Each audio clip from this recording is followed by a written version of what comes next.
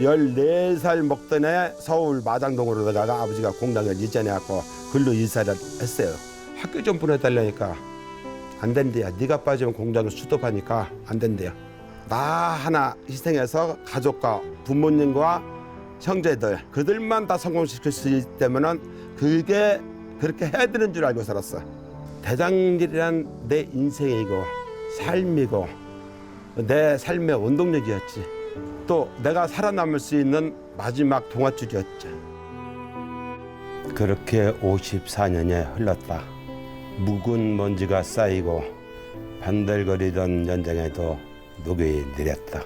하지만 대장간은 여태 힘차게 잘 돌아간다. 아직 끄떡 없다.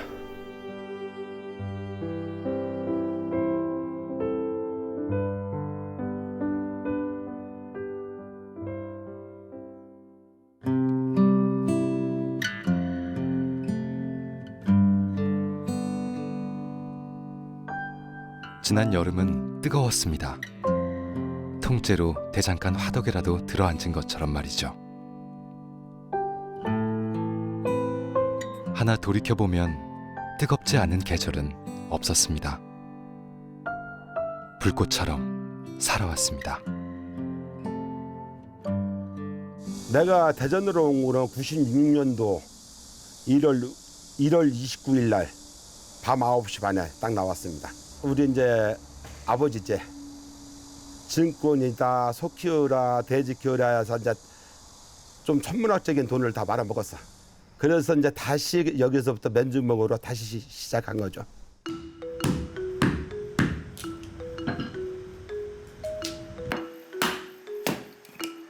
세월의 풍파 속에서도 흔들리지 않고 제자리를 지켜온 대장장이 전만배. 그렇게 수십 년째 매일 아침 그가 거르지 않고 해온 일은 나무를 깨워 불을 마중하는 일입니다. 생생하죠. 내가 기억하는 건 나 같은 경우는 7살 이전부터 풀무질이 하면서 불 다루는 법을 익히고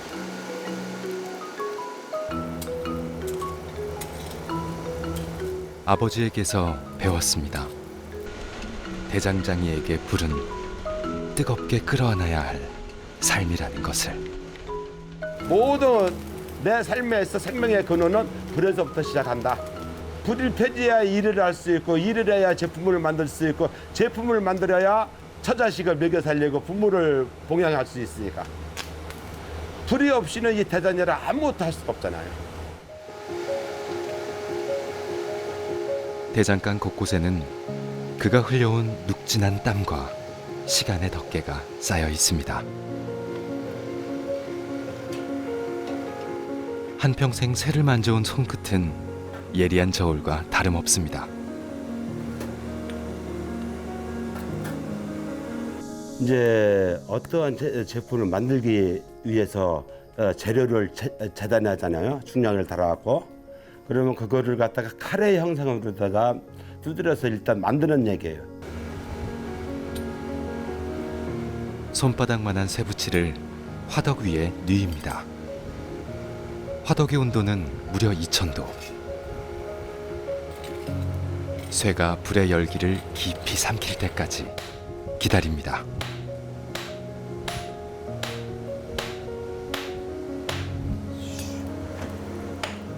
요 밑에 끼는 거는 모루라 하고 위에 때리는 부분을 매라 합니다. 그 이제 어떤 제품은 어떤 단계에 거치냐에 따라서 이 매와 모루를 바꾸는 거죠. 그리고 이제 요것도 뭐 하루 수십만 번 때리잖아요. 그러면 이것도 달거든. 그때 또 그거 다른 부위만큼 또 갈아서 형상을 만들어 갖고서 작업을 해야죠. 뜨거운 불의 심장이 쇠붙이에 옮겨졌습니다. 이제 본격적으로 칼의 형상을 잡아줄 차례.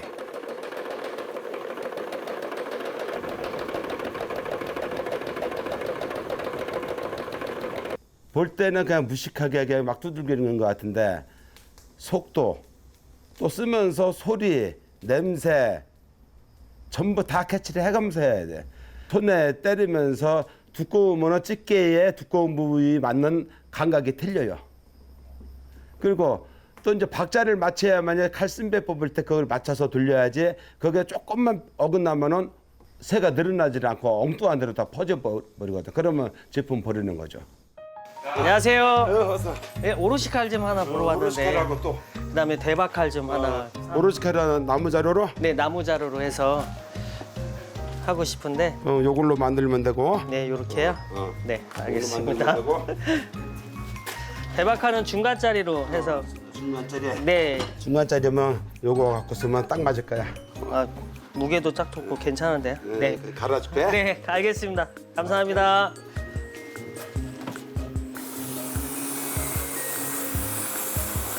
칼을 직접 만드는 건 못지않게 중요한 일은 칼을 제 쓰임에 맞게 손보는 일입니다. 누가 어떤 용도로 쓸 것인지에 따라 칼의 모양과 칼날의 성격을 바꿔줘야 합니다.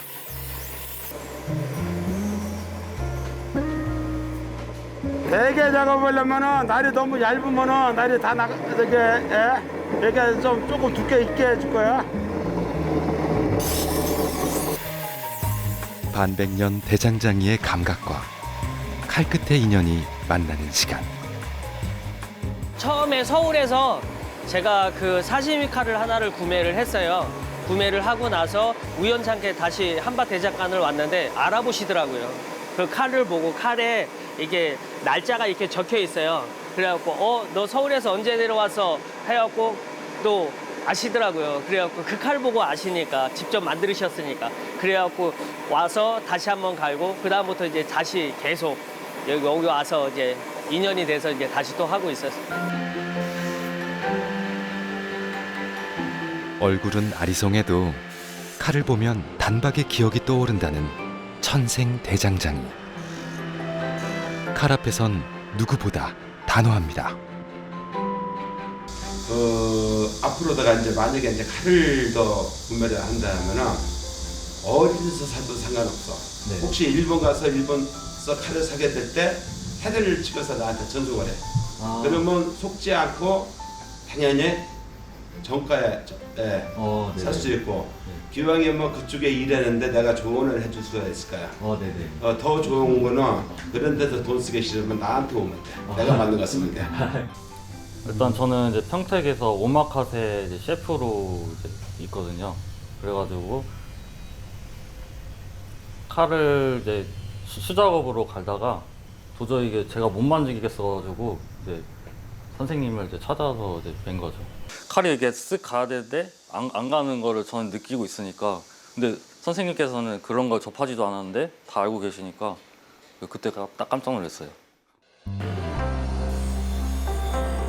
그의 손이 닿으면 칼은 더 이상 예전의 칼이 아닙니다.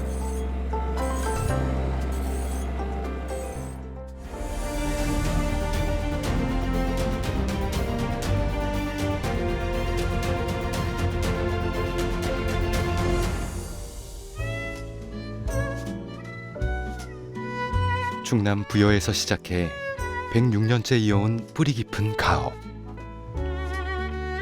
대장간의 불꽃은 할아버지와 아버지를 거쳐 앳된 아들에게 전해졌습니다. 내가 14살 먹던 해 12월 24일 그때는 교회에 가면 먹을 거 많이 줬거든. 그거 얻어먹으러 나가려고 하는 시간이 9시 반이었어. 근데 아버지한테 딱 걸리면서 너 칼 좀 갈아봐라. 근데 마침 돈 한 푼도 없는데 그거 시키는 대로 잘하면은 다음은 용돈 1, 2원이라도 혹시나 주시려나 하고 앉아서 칼을 갈았죠. 한 11개 얼른 딱 갈아주고 이제 딱 일어서서 이제 다 갈았습니다 하고 그 사람들이 갖고 갈 칼을 딱 가져줬는데 이 사람들이 그냥 군말도 없이 좋아하면서 딱 가니까 그걸 갖고 돈 내고 사가니까 너 나가지 말고 지금부터 일해. 피할 수 없었던 대장장이의 운명. 쇳밥을 삼키며 스스로 자라난 감각들이 그를 이끌었습니다. 칼자루 속에 들어갈 부분을 뾰족하게 송곳처럼, 그것도 이제 그냥 형상만 된다고 해서 되는 게 아니에요. 나중에 그 쓴배 새를 질릴 때, 이게 각을 질릴 때 거기를 어떻게 했냐에 따라서 칼이 잘 나오고 안 나오고 하기 때문에 상당히 섬세한 작업이죠.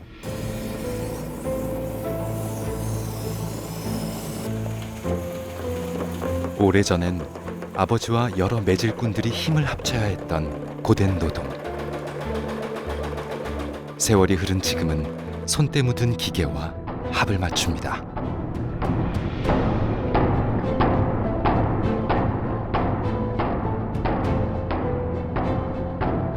하지만 여전히 고된 건 마찬가지.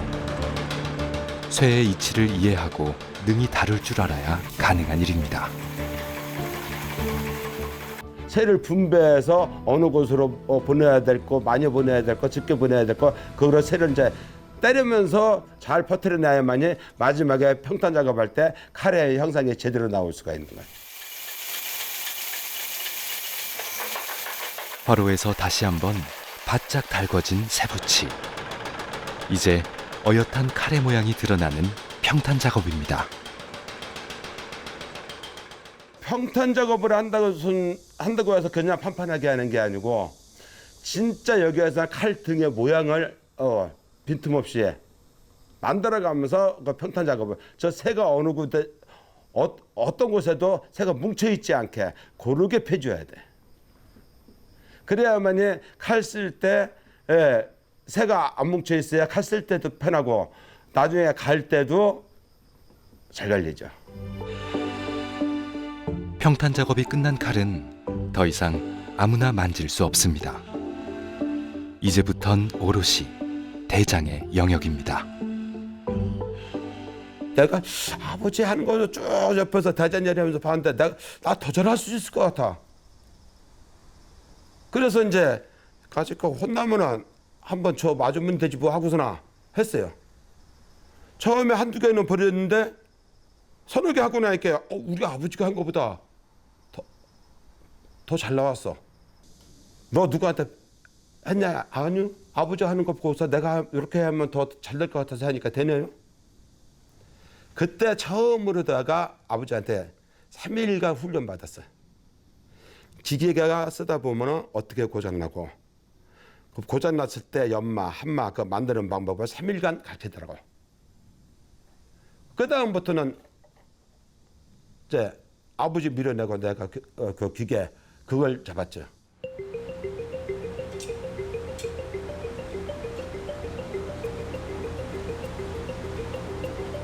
이제 칼은 대장의 손에 의해 크기와 용도에 맞게 절단됩니다.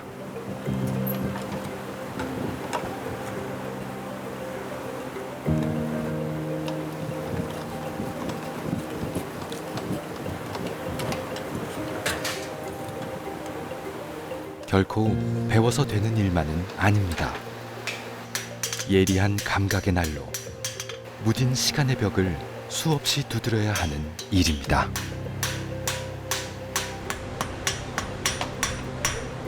전통 식도라는 거는 사실은 우리나라에서도 경기도, 서울, 이북쪽으로는 전부 다 약 40년 전까지만 해도 그런 칼들을 거의 뭐 7, 80%가 전통 식도 모양이 있어요.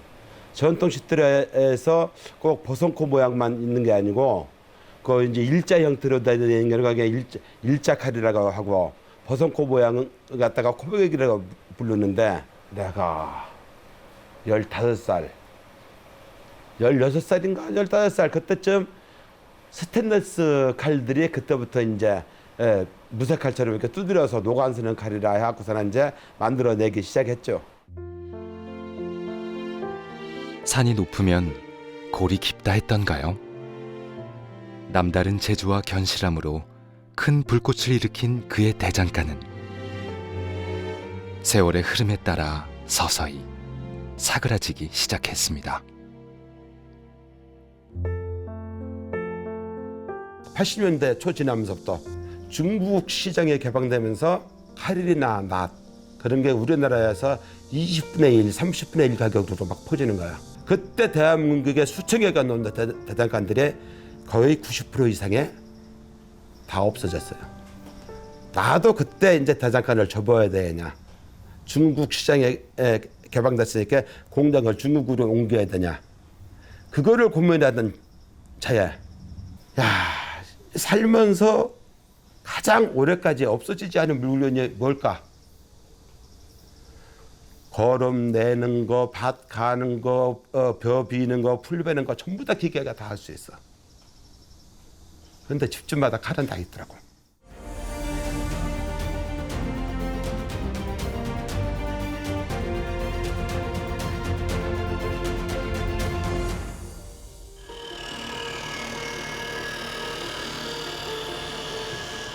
세월은 빠르고 날카로웠습니다.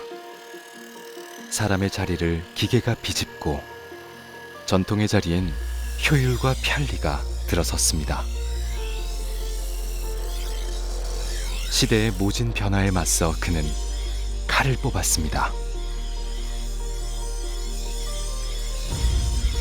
다른 것은 내려놓고 오직 칼 하나로 승부를 보겠노라는 단단한 결심이었습니다.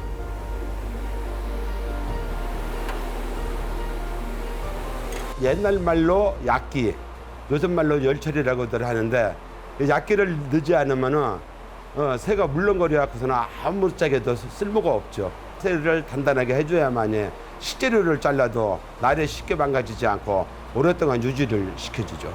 열처리를 만약에 5mm나 2, 3mm만 넣으면 한 2분만 갈았으면 칼 못 씁니다. 물렁새가 나오니까 열처리 안 한 부분이 나오면. 대부분들의 칼들이 그런 식으로들 만들어요. 내 생각은 틀려요. 칼이라는 거는 칼 쓰는 사람들은 자기 손에 익은 칼을 계속 쓰기를 원해요. 그러면 놈들 5mm, 3mm 들 거 나는 5cm 이상을 열처리를 해버리면 놈보다 20배 이상 더 오래 쓰고. 열처리 과정에서 그가 중요하게 여기는 또 하나는 손에 익은 도구들. 특히 대장의 상징이라 불리는 집게는 용도에 맞게 전통 방식으로 그가 직접 만든 것입니다. 옛날에 재래식으로다 이제 이런 낙 같은 거는 이제 열처리 하려면 119실자 둘이서 붙어야만이 하루에 300개 정도 열처리를 했어요. 그러지 않으면 그렇게 한다 손 치더라도 거의 불량률이 30%대 이상 됐고, 그때 이제 우리도 이제 연구하다 보니까 아예 열처리만 쉽게 하면 되겠는 거야. 그게 연구하다 안 되는데, 그때 잠시 큰 나무 밑에 앉아 있는데 황새 한 마리가 날라와서 나무에 앉아 있는 거 보는 순간, 황새 모가지 닮은 집게를 만들면 해결되겠다. 그래서 바로 집게를 만들었고, 요게 그 집게예요. 여기 이제 황새 조둥아리 뭐야, 지금은 여기가 많이 이렇게 달았는데 하도 써먹어서 황새 조둥아리 모양하고 똑같이 생겼어요. 요걸 해갖고 열처리를 하니까 바로 이 연장 하나 때문에 혼자서 하루에 4,000개, 5,000개씩 열처리를 하도록 그렇게 기술 개발이 이루어진 거죠. 그 다음에 이제 우리나라에 이제 열처리 공장이라는 게 이제 막 생기고 막 그러면서 열처리 공장에서 이제 그냥 막 대량으로 이렇게 막 쏟아내고 그러면서 지금은 이제 이걸 써먹을 때가 없죠, 이제. 손에 익은 도구가 없다면 제대로 된 작품도 나올 수 없다고 말하는 전만배 대장장이.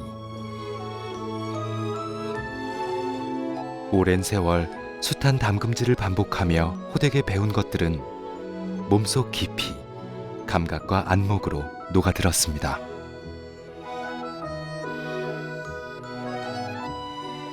우리 할아버지 때부터 썼던 모르는 아직 있고, 나머지 연장은 언제부터 있던 건지 모르는 연장들도 많이 있고 그래요. 기계화된 대장간들은 발동기를 돌려갖고 그러니까 동력을 얻어갖고서나 하는 데도 있었고, 내가 알기로다가 나는 우리나라에 몇 군데 되지 않은 걸로 내가 알고 있어요. 그 나머지나 전부 다 이제 매질꾼들이 매질을 해갖고, 그때 당시에는 이제 모터를 이용해서 서울 올라와서 모터를 이용해서 돌렸는데 그때는 전기 사정이 그렇게 좋지가 못했어요. 그러니까 한쪽에서는 동력을 쓰고 한쪽에서는 매질건들 매받아서 일하고 말 그대로 복합적인 일을 했죠. 나도 매질부터 배우고 매질을 했으니까. 그러니까 내가 매질을 하지. 그 매질 아무나 하는 게 아니에요.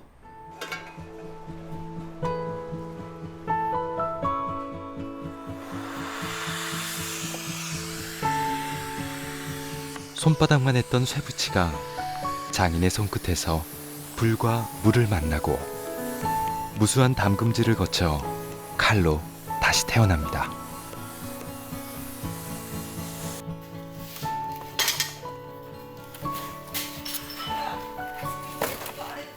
옛날에는 칼을 만들어 놓은 거를 사다 쓰는 집은 진짜 고을에서 잘 사는 집들. 그럼 나머지는 어떻게? 우리나라가 농경사회였잖아. 거의가 대다수가 대도시 빼놓고는 말이에요. 대다수가 낫 쓰다 보면 낫 뚫어지고 그건 낫이 강철이거든. 그 낫을 갖고 와서 칼 만들어 달라면 그걸로 칼 만들어지고 그런 건 수태게 봤죠.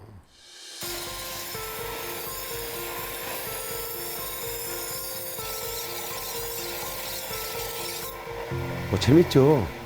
일을 하면 있었고 재미를 느끼면 힘든 줄 모르고 하고 일을 해도 힘들면은 아무리 잘하는 것 같아도 그건 그 사람하고 안 맞는 거죠. 완성된 칼에서 느껴지는 균형과 비례. 검정에서 푸른색, 흰색으로 번져가는 날의 빛깔도 오묘합니다. 하나하나 내가 머릿속으로 그린 대로 나오고 또 소비자들이 와서 돈 내고 고맙다고 하잖아요. 돈 받아가면서 감사 인사 받는 사람은 아마 그렇게 많지 않을 것 같아요. 그러니까 세상 사는 게 재밌죠.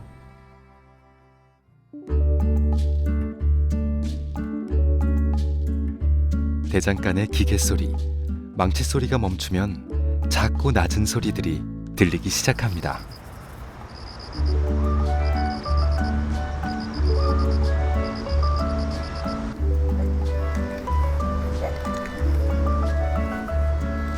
휴식 시간인가 했는데 그의 손엔 또 연장이 들려져 있습니다.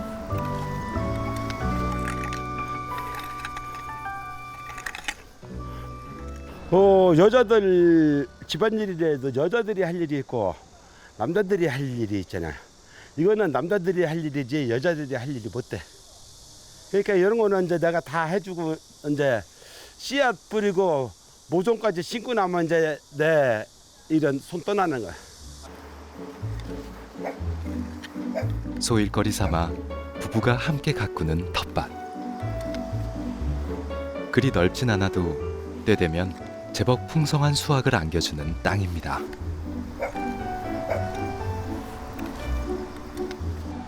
감자, 고구마, 고추, 상추, 가지 그냥 살림하면서 먹는 건 전부 다 나와요.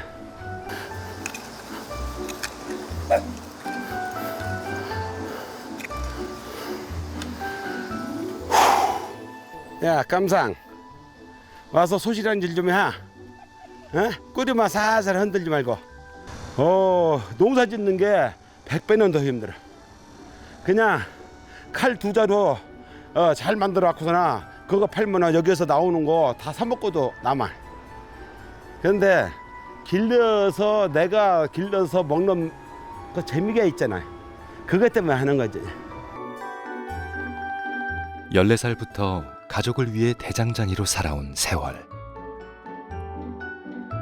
군인이 되고 싶었던 꿈은 먼 발치에 묻어두고 그 자리에 뿌리 깊은 책임감을 심고 키워왔습니다. 잘 나올라는지. 안 나오면 사다 먹어. 그래요. 사다 먹으면 돼. 그냥 심으면 나오는 거야. 자기야, 내가 만들어 놓은 것도 괜찮잖아. 뭘 또 해, 힘들게. 마음에 안 들어서. 아이고, 진짜. 사서 고생이요. 이게 뭐요? 그 뭐 하나 해도 똑소리 나요. 내가 어떤 때는 부담이 될 때가 있어요. 그렇게 안 해도 되는데 이게 좀 봐요. 내가 지금 해놨는데 또 하잖아요. 뭐가 또 해요. 그냥 내비두지. 아이고 참. 내가 풀매잖아요. 그러면은 갖다 풀약 뿌린대요. 저기 여기도 못 먹게. 일하는 거 배기 싫다고. 그 풀 베는 거 배기 싫다고. 그럼 어떻게 농사를 줘. 풀을 다 뽑아줘야지. 채소도 풀하고 같이 커야 더 싱싱하고 더 경쟁력이 더 키워지는 거야. 그것은 자기 생각이야. 근데 밭에 막 풀 있어봐. 얼마나 배기 싫은가. 아이, 그러니까 여기서 있어야 뭐 아파트에서 사주오퍼 사줄게. 아파트에서 사. 손에 물 한 방울까지는 아니어도 아내는 허리 꼿꼿하게 땀 흘리지 않고 살았으면 그게 남편의 마음입니다. 됐어.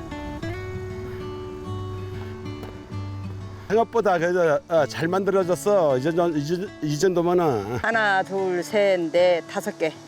배추 5개 딱 심어. 4, 5, 20, 200개. 40개씩. 예. 딱 맞았네.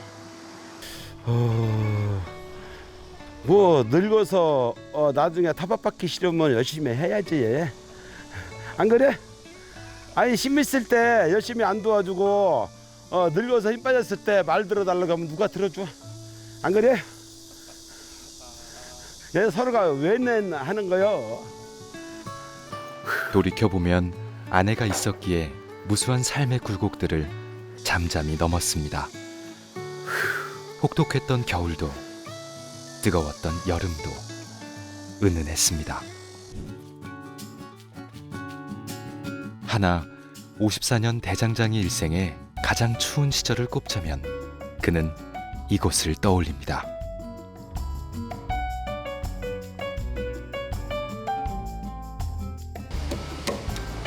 칼이 하루 종일 쉬지 않고 일하는 곳. 새벽녘이 되면 서슬퍼런 칼도 지치는 곳.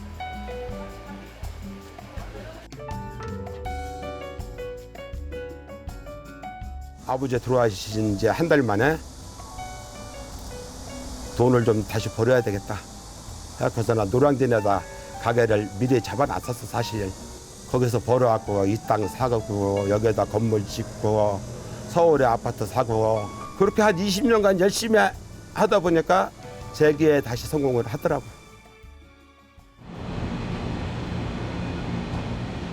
수산시장 한켠에 터를 잡은 지 어느덧 20여 년. 일찌감치 찾아와 기다리는 손님들도 변함없습니다.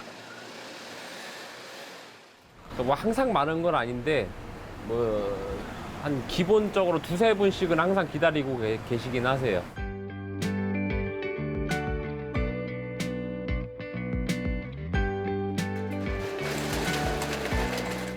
전만배 대장장의 아들 전종렬 씨가 이곳의 주인입니다. 아버지의 뒤를 이어 4대째 가업을 잇고 있습니다.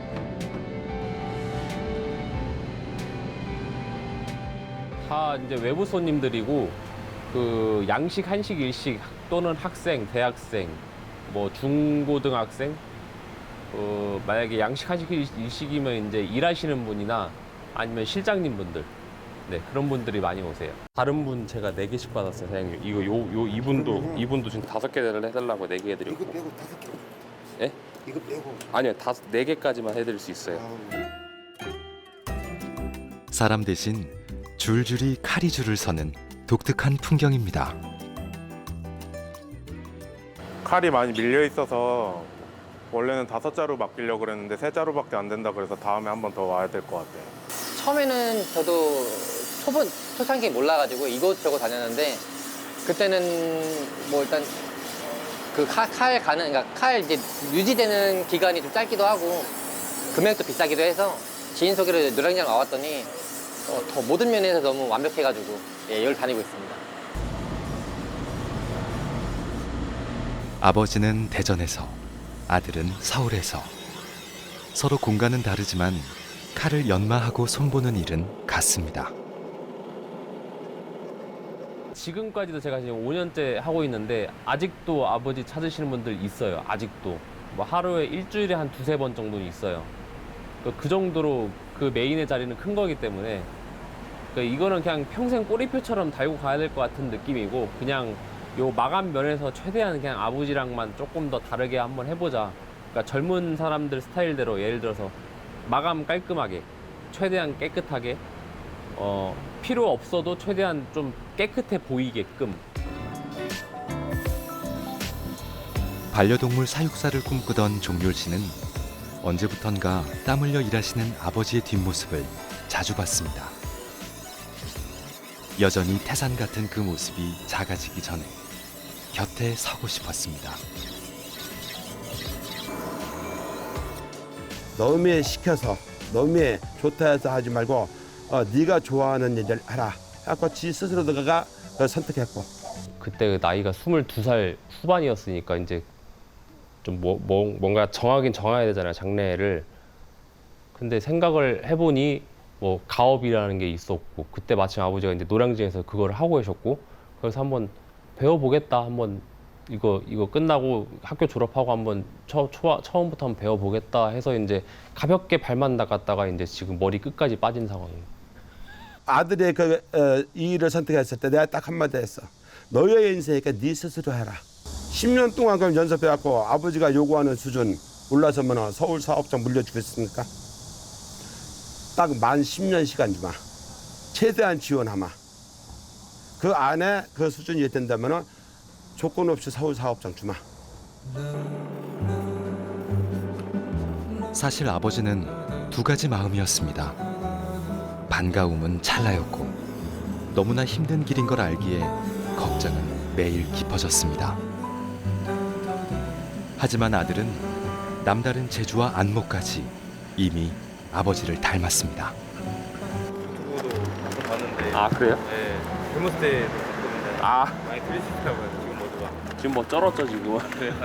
쩔어 있죠 그냥. 네, 너무 감사합니다. 감사합니다. 다시 네, 또 네. 직업에는 귀천은 없는데 그래도 이렇게 물려받아서 오랫동안 할 수 있다는 것 자체가 대단한 것 같아요. 가업을 한다는 자체가 너무 대단하다 생각하고 이런 전문적인 기술이 계속 이어졌으면 좋겠어요. 계속. 네. 무뎌진 칼날을 벼리는 섬세한 손길로 그는 인생의 날을 세워가고 있습니다. 기술이 더 뛰어난 사람이 결국엔 뭐 끝까지 살아남는 걸 텐데 저는 제 기술이 뒤진다고 보지는 않거든요. 그래서 그냥 한 자리에서 꾸준하게 한 적어도 3, 40년 하면 내가 원조집이 되지 않을까 그런 생각으로 그냥 꾸준하게 하는 것이 목표예요.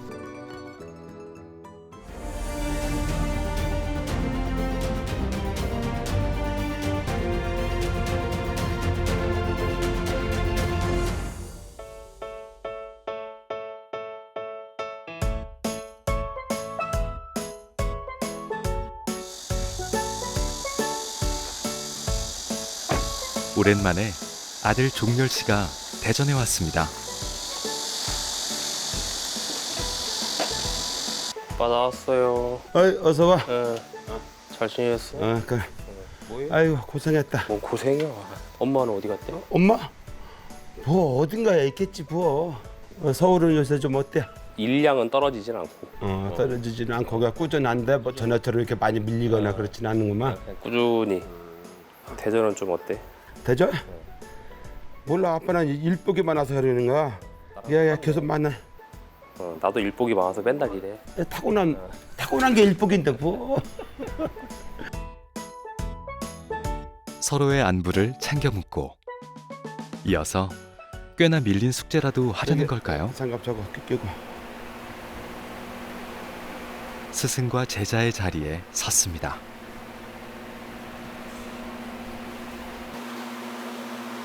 두 개만 해볼게. 3개는 가려야지. 이건가? 아버지의 목소리에 스승의 단호함이 담깁니다.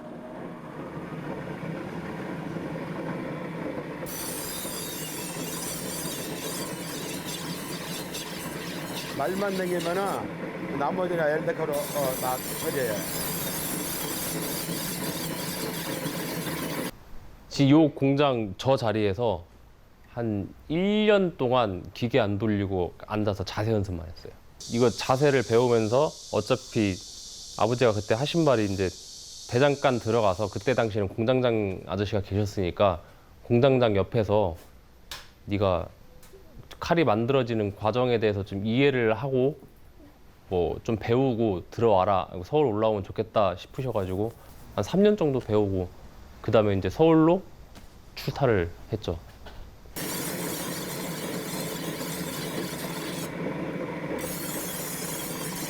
아무리 스승이라 해도 상세히 가르치는 법이 없습니다. 아버지는 이미 오래전부터 굳은살이 박인 손가락으로 아들에게 말해왔습니다.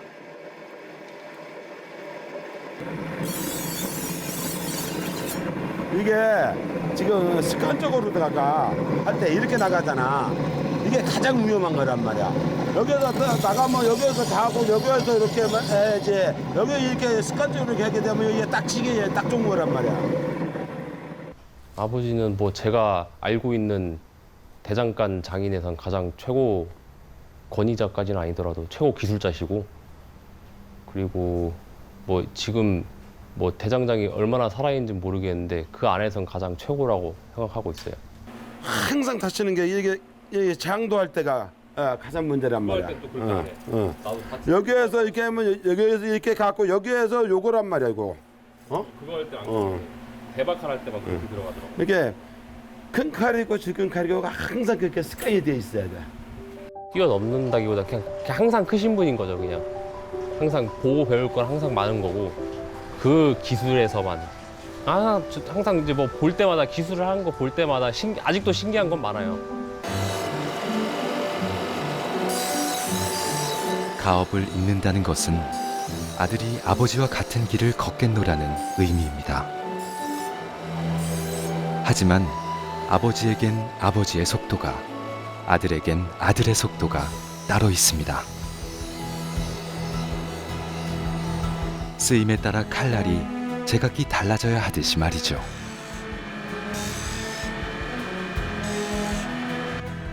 아버지도 동의하실 거예요. 굳이 네가 안 받아도 된다라고 생각을 하고 계실 거예요.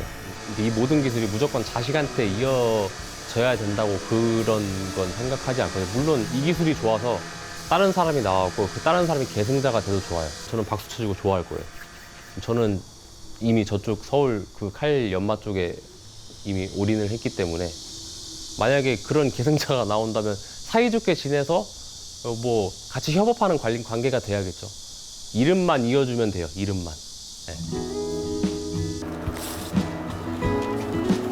아니 뭐 나쁘진 않은데 저거 진짜 요번에 해온 거야? 아버지가 만든 칼에 아들의 손길이 보태져 칼은 새로 태어났습니다.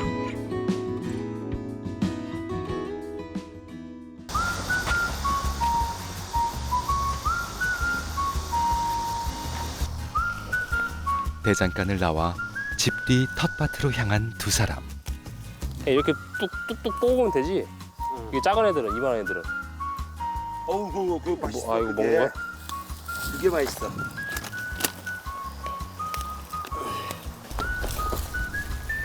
오랜만에 내려온 아들에게 뭐라도 양껏 퍼주고 싶은 아버지. 사실은 뭐든 함께하며 시간을 오래 붙잡아두고 싶었는지도 모르겠습니다.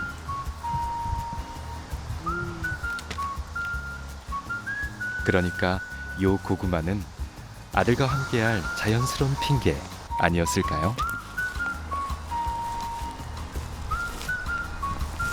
이거면 1년도 못 껐다. 하고 사 먹어 감자. 그 그 아들 저렇게 힘들게 왜 그래? 나는 해다니까. 아니 그래도 온 길에 고구마 가져가기 우리 며느리가 좋아하잖아. 그냥 슈퍼맨이죠, 슈퍼맨. 왜냐면 하루에 15시간, 16시간씩 일을 하시고 주말에 이제 제가 이제 힘든 일을 같이 해서 알잖아요, 얼마나 힘든지를. 근데 그거를 하고 또 가족들 챙긴다고 또 주말마다 이제 계곡이며 산이며 이제 다 가족들 태워서 놀러 다니는 거 보면은 저는 하라고 하면 못할 것 같거든요, 힘들어갖고. 근데 그거 한 거 보면 참 대단하신 것 같아요. 세월은 많은 것을 바꿔놓습니다. 아들은 어느새 그때의 아버지 나이가 되어가고 아버지의 뒷모습을 바라보는 것만으로도 많은 걸 느끼고 또 배워갑니다.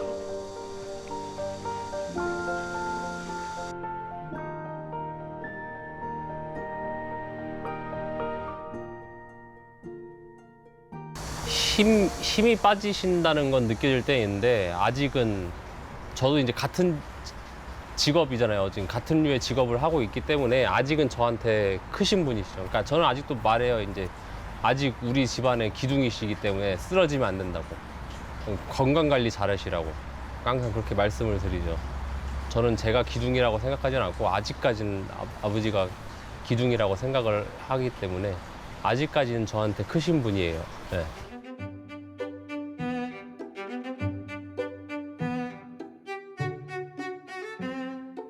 온종일 돌아가던 기계가 멈추고 대장간은 평소보다 일찍 정막이 내려앉습니다.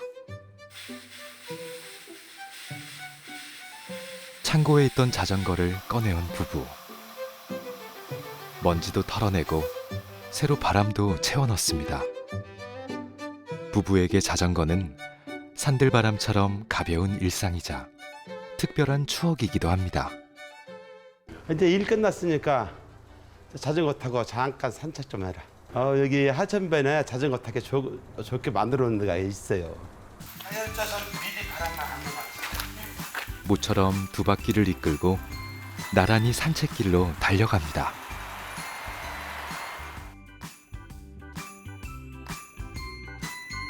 늦여름이 무르익은 저녁. 바람 손잡고 가을이 놀러왔습니다.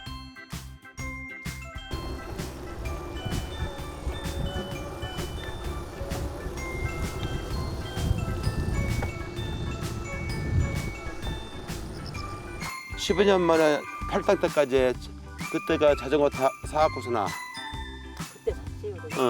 처음 사갖고서나 그 나갈 때 가다가 힘들어서 돌아갈까? 가자. 참 재밌었어. 그래도 팔당 때까지 여의도에서 팔당 때까지 용기 있게 갔다 왔잖아. 그 운동이라는 게 틀리대.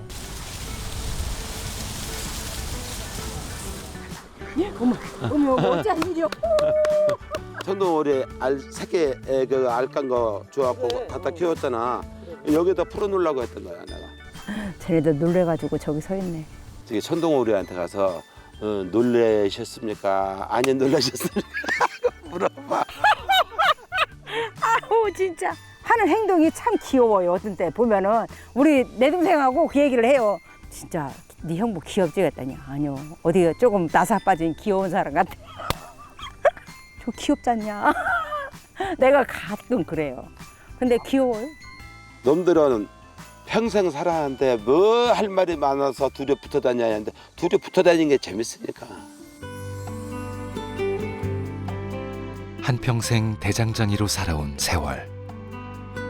기술을 익히기 위해 전국을 떠돌며 살 때도 아내와 두 아들이 있었기에 그의 삶은 봄이었습니다. 칠흑 같은 대장간에서도 아내는 늘 환한 햇살 같았습니다. 가능하면 시간 나면은 둘이 조금이라도 시간을 더 보내볼까 하고 자꾸만 그렇게 시도를 하는 거죠. 어떻게 하면 한 번이라도 더 웃을 수 있나? 어떻게 하면 한 번이라도 더 재밌는 시간을 가질 수 있나? 앞으로 남은 시간 얼마 안 남았는데 그 목적으로 사는 거죠. 여기까지 끌고 와주고 나를 여기까지 지켜줘서 나는 어쨌든 고마워. 앞으로 또 잘 부탁해요. 뽀뽀를 할까? 키스를 할까? 이리 와봐. 아이고.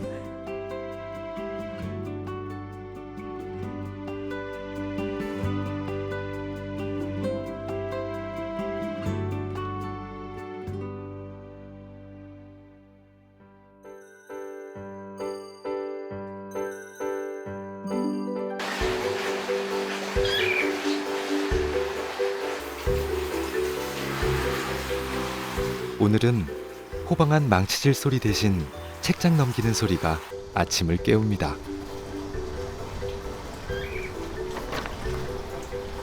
내가 호기심이 좀 많아요. 궁금한 거는 못 참아. 내가 이걸 알아야 되겠다 할 때는 내가 연구하다 안다면은 각 분야의 전문가들을 초빙해서 연구하고 안 되면 돈 주고라도 시켜갖고 기획고 알아내지. 그에게 대장장이의 길은 처음엔 먹고 살기 위한 선택이었습니다. 하지만 이젠 삶의 의미를 세우는 하나의 방법이 되었습니다. 이런 자료를 이렇게 만들어 놨을 때 앞으로 이들이 10년, 길어봤자 20년 안쪽에 다들 없어질 텐데 진짜 대장간이 멸종돼 갈 때 이거를 이 자료를 갖고 그 대장간을 지원해서 후계자를 양성하든지 연대에서라도 후계자를 길러봤으면 좋겠다 그런 생각을 갖고 있어요. 그래서 이런 거를 하나하나 다 연구하고 자료를 가지고 있는 거예요. 106년째 꺼지지 않고 이어온 불씨를 그는 계속해서 지켜가고 싶습니다.